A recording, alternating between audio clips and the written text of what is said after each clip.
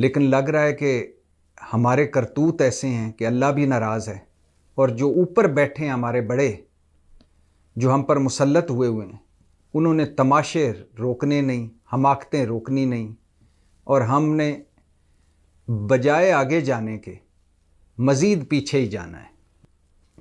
हमाकतों वालों ने, तमाशागरों ने, मदारियों ने इन बजाय इसके कि ये मसाइल हल करते, बजाय इसके कि इस नफ़रत और तकसीम पर पानी फेंकते, आगे बढ़ते, इस नफ़रत और तकसीम पर तेल फेंकना शुरू कर दिया है।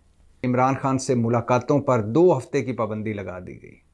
गेट 5 पर जो मीडिया कवरेज होती थी उस पर भी पाबंदी लगा दी गई। ये किया जा रहा है कि इमरान खान से कोई मिल ना सके। भी कह रही है और रिपोर्टर्स भी कह रहे हैं कि इमरान खान को अडयाला जेल से शिफ्ट किया जाए।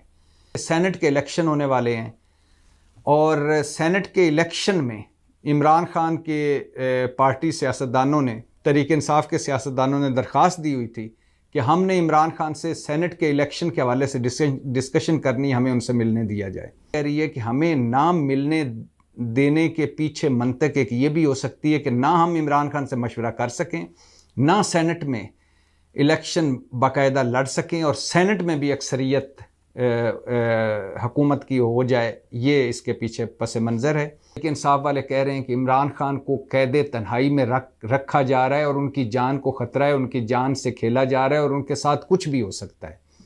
इलेक्शन कमीशन ने अली अमीन गंडापुर, जो खैबर पख्तूनख्वा के वज़ीर आला हैं, उनको नाअहल करार देने की दरख्वास्त जो इलेक्शन कमीशन में आई उसको काबिल समात करार दे दिया है। मतलब अली अमीन गंडापुर की वजारत आला भी ख़तरे में है। ये सुना जा रहा था कि केपी की जो हुकूमत है तहरीक इंसाफ की, वो हज़म नहीं हो रही, उसको भी किसी न किसी तरह मैनेज करना है।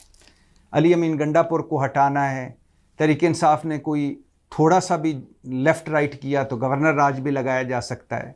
मतलब केपी में भी तहरीक इंसाफ को हुकूमत करने नहीं देने की इजाज़त या नहीं देनी चाहिए, ये सोच भी है।